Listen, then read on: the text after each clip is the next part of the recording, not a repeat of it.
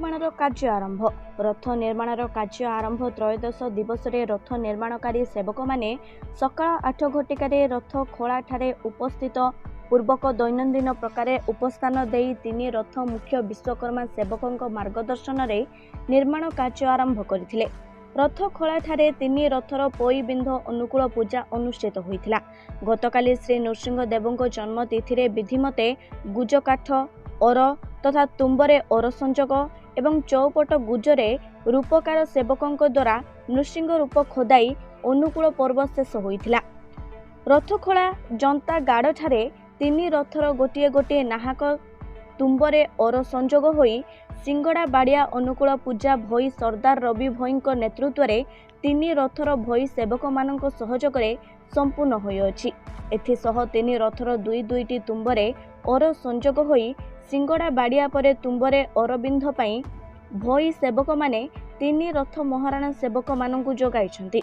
तीन रथ महाराणा सेवक माने सिंगड़ारे पोई रखी माप चिन्ह देवा परे विधि प्रकारे पाई बिंध अनुकूल पूजा मुख्य महाराणा द्वारा संपन्न पारे सहयोगी महाराणा सेवक पाईरे बिंध कार्य आरंभ करथिले। तत्परे और संजोग तुम्बरे अख बिंध पाई भई सेवक मानक सहयोग तुम्ब बिंध कारीगर तुम्बरे अख बिंध करथिले। एथिसह तीन रथ महाराणा सेवक माने आज तीन रथर गुज जल जंत्र तीख गुज चौपट शेष करिसेंति। प्रथम दफारे 11टी लेखाएं चौपट गुजरे तीन रथर रूपकार सेवक माने गुजरे नृसिंह रूप खोदाई आरंभ करिसेंति। एथिसह महाराणा सेवक माने तीन रथर 9टी लेखाएं जलजंत्र पार्श्व देवतांक आस्थान प्रेम निर्माण शेष करी चोकरे पोई बिंधा कार्य पाई तीन रथर 2टी लेखाएं जंतापटा प्रस्तुत परे माप प्रकारे सेथिरे बिंध कार्य जारी रखिछन्ति।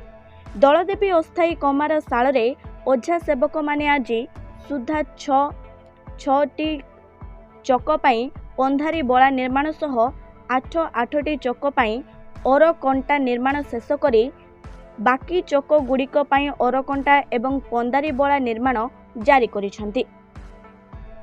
तीन रथर महाराणा सेवक 74, तीन रथर भई सेवक 67, तीन रथर करती सेवक 4, तीन रथर कमार सेवक 15टी, तीन रथर रूपकार सेवक 21, पाई महाराणा सेवक जणे, तुम्बबिंध कारीगर रथ सहायक बा पाणीवाला एक एपरि मोट 185 रथ सेवक काम करथिले।